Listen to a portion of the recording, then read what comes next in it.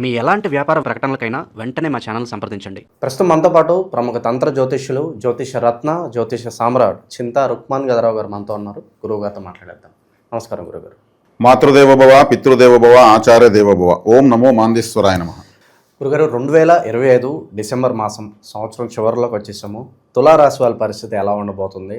So positive కోణంలో ఆలోచించినా, negative కోణంలో ఆలోచించినా ఎలాంటి ఫలితాలు వీళ్ళు ఎక్స్పెక్ట్ చేయొచ్చు? ఓవరాల్గా ఎలాంటి జాగ్రత్తలు తీసుకోవాలి నెలంతా కూడా? 2025 సంవత్సరం డిసెంబర్ మాసం మాస ఫలితాలు చెప్పిన ముందు మన తెలుగు వాళ్ళు ఎక్కువగా ఇంగ్లీష్ మాసం అనేటువంటి దానికి అలవాటు పడ్డారు కాబట్టి దానికి అనుగుణంగానే మనం ఫలితాలు చెప్తున్నాము. ఇంగ్లీష్ సంవత్సరం ఇది చివరి మాసము.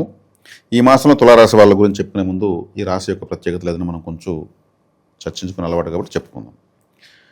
తులారాశి అంటే త్రాసు, తక్కెడ, 2 తట్టలు ఉన్నటువంటి ఒక త్రాసు.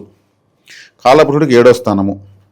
కామస్థానము. కామస్థానం అంటే ఏమి? మామూలు కామస్థానం కాదు, తుఫాను వేగంతో ఉన్నటువంటి కామస్థానం. తుఫాను వేగంతో ఉచ్ఛ్వాస నిశ్వాసాలతో ఉన్నటువంటి కామం ఏదైతే ఉంటుందో అటువంటి స్థానం ఇది. అందుకే ఇది స్త్రీ పురుషుల దాంపత్య స్థానము అన్నారు. 7వ స్థానం అంటే కలత్ర స్థానము. ఒక స్త్రీ పురుషులు శారీరకంగా కలిసినప్పుడు వచ్చేటువంటి వేగవంతమైన ఉచ్ఛ్వాస నిశ్వాసాలు. ఇక్కడ విజ్ఞతగా ఆలోచించాలి. మనం జ్యోతిషంగా చెప్పాలి కాబట్టి అన్నీ. అందుకే కామానికి, వీర్యానికి కారకుడైనటువంటి, కాముకతకు కారకుడైన శుక్రుడు ఈ రాశ్యాధిపతి. ఈ రాశిలో స్వాతి నక్షత్రం, రాహు కూడా ఇక్కడే ఉన్నాడు. రాహు కూడా విపరీతమైన వ్యామోహానికి కారకుడు. రాహు వ్యామోహానికి, కామానికి శుక్రుడు కారకుడు, వ్యామోహానికి శుక్రుడు రాహు కారకుడు. ఈ రాశి యొక్కది త్రాసు ఇలా ఇలా పైకి కిందకి అంటున్నట్టుంది. దాంపత్యంలో కష్టాలు సుఖాలు, కష్టాలు సుఖాలు, వీటిని బ్యాలెన్స్ చేసుకునే బాధ్యత ఇద్దరికీ ఉంటుంది. ఇద్దరు బ్యాలెన్స్ చేస్తారా లేదా అనే దానిపైన వాళ్ళ జీవితం ఆధారపడి ఉంటుంది. న్యాయము అన్యాయం కూడా అలాగే పైకి కిందికి లేస్తూ ఉంటుంది. ఎప్పుడు న్యాయమే ఉండదు, ఎప్పుడు అన్యాయమే ఉండదు. అన్యాయం పెరిగిందంటే అది పైకి పోతుంది, న్యాయం కింద పడుతుంది. న్యాయం దాన్ని తీసుకుని బ్యాలెన్స్ చేసేదానికే చూస్తుంది.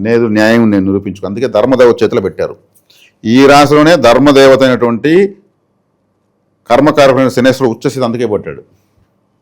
ఆయనకి మకర కుంభాల్లో కూడా ఉండడం ఇక్కడంటే ఇష్టం ఆయనకి.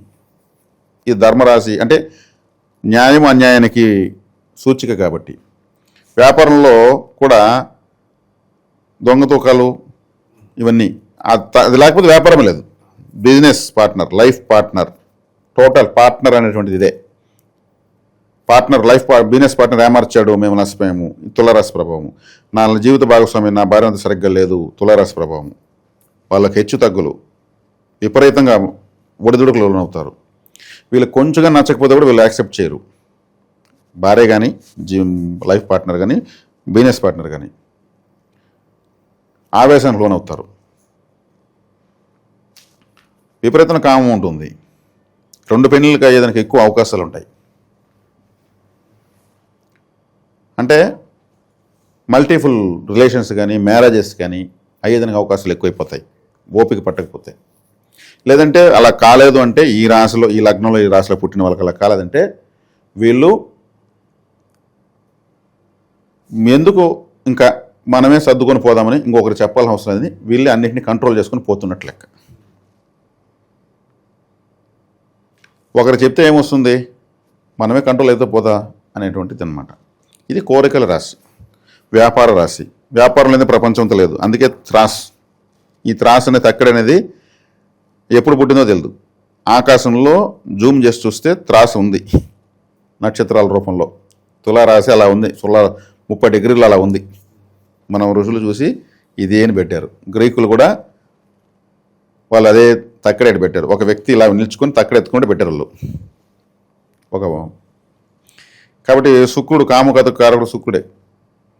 వీళ్ళు అందుకే దీంట్లో సినిమా ఫీల్డ్ అంతా ఇక్కడే ఉంటుంది. హీరో హీరోయిన్, హీరోని ప్రేమించడం, హీరోయిన్ ప్రేమించడం, ట్రయాంగిల్ లవ్ స్టోరీస్. ఒక హీరోయిన్ గొప్పగా స్థాయికి వెళ్ళాలంటే తులారాశి ప్రభావం అంతే. అది ఎట్రా అంటే అక్కడ ఆ సినిమాలో మన ఉచ్ఛ్వాసం వాళ్ళు అప్ అండ్ డౌన్ చేసి పారేస్తారు. రొమాంటిక్ ఫిల్మ్స్ అక్కడ వాళ్ళు ఎంత అంటే వాళ్ళకి అవకాశం తెర మీద ఏం కావాలన్నా చూపించేస్తారు. టూ మచ్గా ఉండే సీన్ చూపిస్తారు, భావోద్వేగంతో ఉండే సీన్ చూపిస్తారు. కళలకు ఈ రాసే నిలయం. మంచి యాక్టర్, బా ఏ పోర్షన్ వేసినా ఇంకా యాక్టరు అదిరిపోతాడంటే రాహు ఇక్కడ ఉన్నాడు. రాహు ఉన్నది లేనట్టు, లేనిది ఉన్నట్టు. ఆయన ఒక పెద్ద హిప్నాటిస్టు, మాయ చేసే గ్రహం ఇక్కడే ఉంది. అందుకే సినిమా అంటేనే తెర మీద మాయ. అది గొప్పగా. ఎన్టీ రామారావు గారు స్వాతి నక్షత్రం తులారాశి, చిరంజీవి గారు కూడా తులారాశి ప్రభావం ఎక్కువ. ఆయన చిత్తా నక్షత్రం, చిత్తా 3-4 ఇక్కడే ఉన్నాయి. గొప్ప గొప్ప స్టార్స్ అంతా ఇక్కడే ఉన్నాయి. దాసనారాయణరావు తులారాశి నక్షత్రం స్వాతి అయింది. ఎంతమందిని వాళ్ళు వెండి తిరణంలో వెలిగింపజేయలేదు. ప్రేమ కావ్యాలు రాసేవాళ్ళు, ప్రేమల విరహాన్ని చూపించేవాళ్ళు. ఇది సినిమా ప్రపంచం లేదు. ప్రపంచంతో సినిమా ఇండస్ట్రీ చాలా పెద్దదండి. తులారాశి సినిమా కంటే పరుగులెత్తారు సమాజం మొత్తం. కుటుంబాలు పరిగెత్తాయి. తులారాశి అక్కడే న్యాయము, అన్యాయము, అక్రమము, కామము, వ్యామోహం అన్నీ చూపించే సినిమా పైన. అది తులారాశి కళ. అది పెద్ద కళ, అది పెద్ద ఆర్ట్. కాబట్టి ఇది తులారాశి యొక్క స్పెషాలిటీ. మనం మాస ఫలితాలకు వచ్చేద్దాం. ఇది నేను చెప్తా పోతే అడగబోతుంది, చాలా ఉంది. ప్రస్తుతం ఏ గ్రహాలు ఎలా అనుకూలిస్తున్నాయి, ఇమీడియట్గా జరిగే పాజిటివ్ నెగిటివ్ ఏంటి? 2-3 స్థానాలపైన రాశాధిపతి, భాగ్యాధిపతి, లాభాధిపతి అయినటువంటి రవి, శుక్ర, బుధుల గ్రహాలు 2వ స్థానం, 3వ స్థానం పైన ప్రభావాలు చూపిస్తున్నారు. మంచిదే. అంటే 3వ స్థానం అంటే చేసే ప్రయత్నాలు, ఎక్కువ గ్రహాలు అడిగిపోతుందంటే చేసే ప్రయత్నాలు సఫలీకృతం అవుతాయి. 2వ స్థానం అంటే ఫైనాన్సు. 9వ ఇంట్లో గురుగ్రహం మిథునంలోకి మళ్ళీ వెళ్ళాడు. ఈయనకు తులారాశికి 9వ ఇంట్లో కూడా భాగ్యము, దైవస్థానము, పితృస్థానము అక్కడ గురువు వెళ్ళాడు. గోచరిచ్చే గురువు శుభగ్రహమే. 5వ ఇంట్లో రాహు పెట్టా ఉన్నాడు. ఈ రాశికి రాహు శుభగ్రహం అని ఇప్పుడే చెప్పాను నేను. అక్కడ కూడా శతభిషం ఉంది మళ్ళీ ఇదే విధంగా. కాబట్టి రాహు కంఫర్ట్గా ఉన్నాడు. 6వ ఇంట్లో శని వక్రత్వం నశింపజేశాడు. 6వ ఇంట్లో పాపగ్రహం, విపరీత రాజయోగం. తులారాశికి ఎస్పెషల్లీ తులాలోనే శనేశ్వరు కంఫర్ట్గా ఉంటాడని చెప్పాను. ఆయన మళ్ళీ 6లో కూర్చున్నాడు. Very very super. కేతువు ఏది ఇప్పుడు ఆటంకాలు, కర్మలు ఉండాలని కదా, ఆయన 11లో లాభంలో ఉన్నాడు. లాభస్థానంలో ఏ గ్రహమైనా ఉపయోగిస్తుంది. ఫైనల్గా చూసుకుంటే వీళ్ళు మ్యాచ్ బ్రహ్మాండంగా ఆడతారు. ఊరికి టచ్ చేస్తే 4. వ్యక్తిగత జాతకంలో ఏదన్నా అప్ అండ్ డౌన్స్ ఉంటే అది మనం చెప్పలేం. గోచారిచ్చే మనం హామీ ఇస్తున్నాం. కాబట్టి ఈ వ్యక్తిగత జాతకంలో ఇక్కడ నేను ఇంత బాగా చెప్తున్నా, మాకైతే బాగలేదయ్యా బాబు, నువ్వేందో చెప్పేస్తావో అని అనుకునే వాళ్ళకు వాళ్ళ వ్యక్తిగత జాతకంలో వాళ్ళ పూర్వీకుల కర్మలు వీళ్ళకి ఆస్తులకు వచ్చుంటాయి. తాతగారు సంపాదించి కప్పిన కయ్యలో ఎలా అయితే మనం కూరగాయలు పంచుకుని తింటామో, ఆయన చేసిన పాపాన్ని కూడా మనం అనుభవించడానికి అర్హత ఉంటుంది. అది కూడా ఒక డాక్యుమెంట్, మన ఆస్తే. అది పుణ్యము పాపము 2 అనుభవించేదే జన్మ. కాబట్టి ఎవరు బ్యాలెన్స్ ఎంత ఉంటుందో మనం చెప్పలేం. స్వాతి నక్షత్రం పుట్టినంతా ఎన్టీ రామారావు కాలేరు కదా. ఆయన పుట్టినప్పుడు ఉన్న డిగ్రీస్ బట్టి వస్తుంది. మనం కొంతమంది స్టార్స్ని ఎగ్జాంపుల్ చెప్తాం. నేను కూడా స్వాతి నక్షత్రమే. నేను ఎన్టీ రామారావు అయిపోతా, చిరంజీవి అయిపోతున్నా కాదు కదా. అన్నీ మారిపోతాయి. 4 ఫాదర్స్ డాక్యుమెంట్స్, కులదేవతలు, వాళ్ళు పుట్టిన సంవత్సరం, నేను ఇంకొకరు పుట్టిన సంవత్సరం అన్నీ మారుతాయి. A to Z మారుతాయి. దాన్ని అనలైజ్ చేసి చెప్పేదే జ్యోతిషుడి బాధ్యత. కాబట్టి అలాగా ఉంటే ఏ రాశి వాళ్ళైనా సరే వాళ్ళ జాతకంలో వ్యక్తిగతంగా చూపించుకోవాలనుకుంటే చూపించుకోవచ్చు. దాన్ని మేము అనలైజ్ చేసి దాన్ని సపరేట్ మారిపోతాయి. మొత్తం బయలా ఫార్మాట్ మొత్తం మారుతుంది. వాళ్ళకి మాత్రం ఒక ఫార్మాట్ వస్తుంది. దాన్ని మేము చెప్పడం జరుగుతుంది. కాబట్టి తులారాశి వాళ్ళకు ఆల్మోస్ట్ గ్రహాలు మళ్ళీ ఏం చేసినాయి, డైరెక్షన్లకు వస్తున్నాయి మొత్తం. 3వ ఇంట్లో రవి మంచోడే, 3వ ఇంట్లో కుజుడు మంచోడే. 2-3 స్థానాలపైన రాష్ట్రాధిపతి మంచోడే. కమ్యూనికేషన్స్, కోఆపరేషన్స్, కనెక్టివిటీసు, సమాచార సేకరణ ఇంత కూడా బాగుంటుంది. ఎందుకంటే 3వ స్థానం అంటే మీడియేషన్.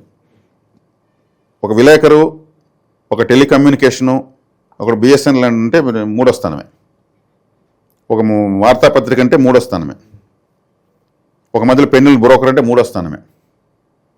ఒక మార్కెట్కి వెళ్తే ఒక కూరగాయలకు మనకు ఏదో మన దగ్గర వాడు అమ్మి ఇంకొక షాప్ పొడిగించి వాడు కమిషన్ మనకి ఇస్తాడు. 3వ స్థానమే. ఇది కమ్యూనికేషన్. పావురాలు, పోస్టల్ డిపార్ట్మెంట్ అవే చేస్తాయి చాలా దేశాలకు. టెలికమ్యూనికేషన్ అవంతా చేస్తాయి పోస్టల్ డిపార్ట్మెంట్. కాబట్టి అవంతా సహాయ సహకారాలు అన్నీ కూడా బాగుంటాయి. ఈ ధనపరంగా ఎలా ఉంటుంది? ధనపరంగా బాగుంటాయి కదా. వీళ్ళు చేసే ప్రయత్నం సక్సెస్ అయితే ధనపరంగా ఉంటుంది. ప్రయత్నం 2-3 స్థానం ధనస్థానం. ధనకారకుడు 9వ ఇంట్లో, 6వ ఇంట్లో శని రాజయోగం, 5వ ఇంట్లో రాహు. కాబట్టి వీళ్ళకి ఏం చేసింది, తిరుక్కొని మళ్ళీ ఫీల్డింగ్ బాగా వచ్చింది, చుట్టూ నిట్టగా వచ్చింది, గ్రహాలు మొత్తం వచ్చేస్తాయి అనమాట. కాబట్టి బాగుంది. యోగాలు ఏమన్నా ప్రత్యేకంగా ఏమన్నా వరించబోతుంది, ప్రత్యేక యోగాలు ఏమన్నా ఉన్నాయి వీళ్ళకి ఏదన్నా? ప్రత్యేక యోగాలు ఉన్నట్లే వీళ్ళకు. ఎందుకంటే రాహువు కోణంలో ఉన్నాడు, శని భగవాన్ వారు 6వ ఇంట్లో ఉన్నారు, అదొక యోగమే. 11లో కేతు ఉన్నాడు, యోగమే. కాబట్టి ఇప్పుడు వీళ్ళు విద్యార్థులు అయితే వాళ్ళ చదువులో వాళ్ళ టార్గెట్స్ అందుకోగలుగుతారు. కొత్తగా పెళ్లి చేసుకున్న వాళ్ళు మంచి సంతానాన్ని పొందగలిగేటువంటి ఇది ఉంది. జీవితంలో స్థిరపడేదానికి వాళ్ళకు కూడా కొత్తగా వీళ్ళు జీవితం ప్రారంభించారంటే ఆదాయం కావాలి కదా.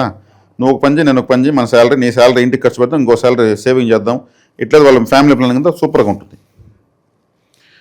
ఇంకా వయసు అయిన వాళ్ళకు ఆ వయసులో వాళ్ళకు అంతవరకు అనుభవించడం దానికి తగినట్టుగా ఆ వృద్ధాప్యం బాగుంటుంది. ఎప్పుడు వృద్ధాప్యం బాగుండాలి. చిన్నప్పుడు కష్టాలు పడచ్చు, ఏమి ఇబ్బంది లేదు, మంచి వయసు ఉంటుంది, పడచ్చు. కానీ వృద్ధాప్యంలో కానీ కష్టాలు వస్తే మాత్రం చాలా దౌర్భాగ్యం. కాబట్టి వృద్ధాప్యం ఎవరికి బాగుంటుంది? వాళ్ళ అదృష్టవంతులు. కాబట్టి ఆ వృద్ధులకు బాగుంటుంది ఇప్పుడు.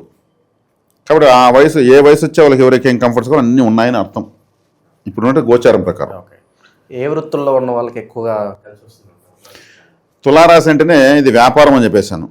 అన్ని వ్యాపారాలు తులారాశే. ఇప్పుడు ఒక వ్యాపారము ఒక వ్యక్తి నిజాయితీ చేస్తూ ఉంటాడు, నిజాయితీ చేస్తే ఏం మిగలదు. అతను నాకు పడిన అసలుకే అన్న తక్కువ ఇస్తున్నాను అని చెప్తాడు, కానీ అతను లాభం ఉంటుంది. అలా చెప్తే కానీ ఆ వస్తువుని అమ్మలేడు. అతను ఒరిజినల్ బిల్ అయితే చూపించే దీని మీద 100 రూపాయలు నడుతాడా?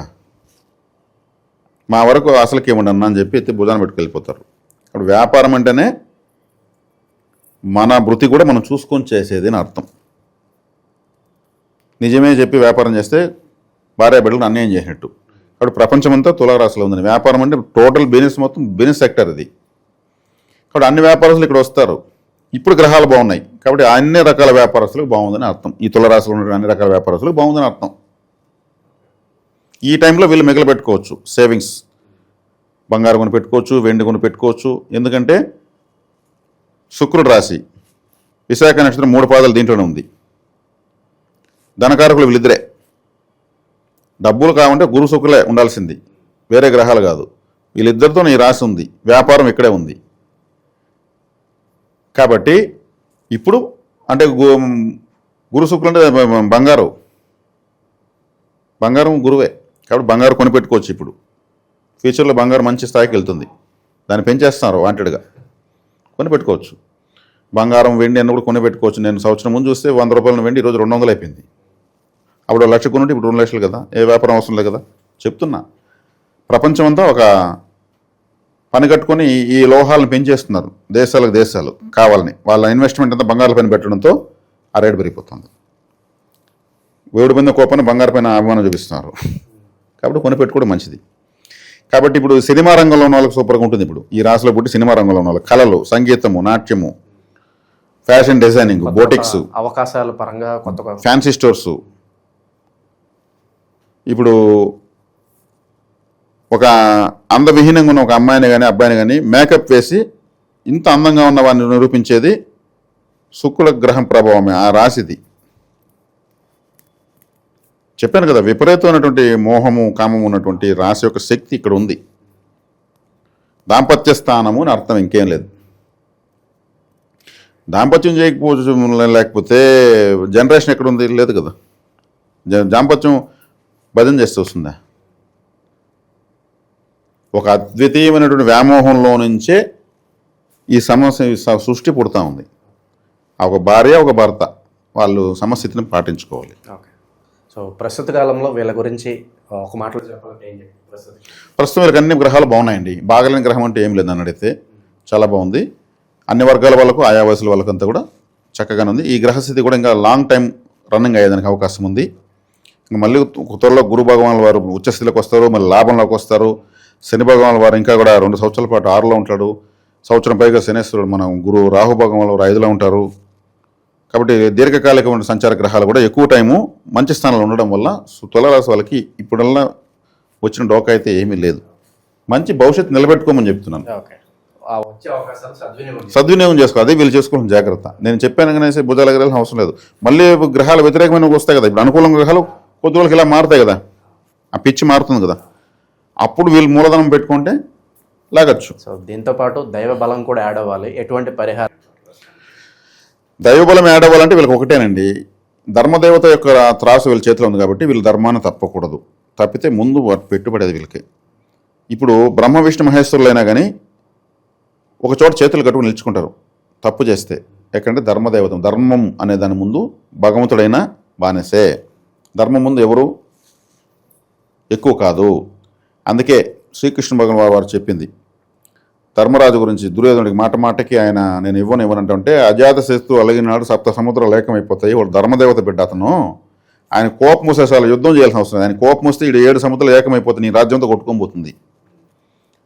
కాబట్టి ఈ ధర్మరాశి అంటే ఈ తులరాశి అనేది ధర్మార్థ కామ మోక్షాలు అంటారు. ధర్మం, అర్థం, కామం, మోక్షం.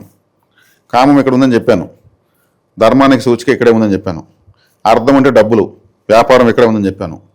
ఈ 3 సమంగా పాటిస్తే మోక్షం అనేది ఆటోమేటిక్గా వస్తుంది. ధర్మార్థ కామ మోక్షాలను సూచించేటువంటి రాశి కాబట్టి వీళ్ళు ధర్మాన్ని ఫస్ట్ సీరియల్ నెంబర్ 1 దాన్ని తప్పకూడదు. కలియుగ ప్రభావం ప్రకారం మనం ధర్మమైనటువంటి తప్పు చేయొచ్చు. అంటే ఒక వ్యాపారాన్ని ఆపొద్దని చెప్పి 10 రూపాయలు సంపాదించాలి. దానిలో అర్థం ఉండాలి. మీనింగ్లెస్ ఇది చేయకూడదు. టూ మచ్గా పోయి ఎవరిని మోసం చేసి చేయకూడదు. అర్థవంతమైనటువంటి తప్పు చెప్పాలి, లేకపోతే బతకలేము. కష్టం. కలియుగంలో యుగ ధర్మాలు కొన్ని ఉంటాయి. కాబట్టి ధర్మాన్ని ఇప్పుడు పరిశీలనట్టు తప్పకుండా పాటించాలని అర్థం. ఇంక ఇది చేస్తే ఇంక వీళ్ళకి ఏ పరిహారం అవసరం లేదు. దాన్ని మించింది లేదు కదా. మోక్షం కూడా ధర్మాన్ని సక్రమంగా పాటిస్తేనే మోక్షం వస్తుంది. అది వీళ్ళకి శాశ్వత పరిష్కారం. ఓవరాల్గా తులారాశి వాళ్ళ స్థితిగతులు ఎలా ఉంటున్నాయి అంటే ఫ్యూచర్లో కూడా వీళ్ళు ఎలాంటి జాగ్రత్తలు తీసుకోవాలి అద్భుతంగా వివరించారు. ధన్యవాదాలు. ధన్యవాదాలు.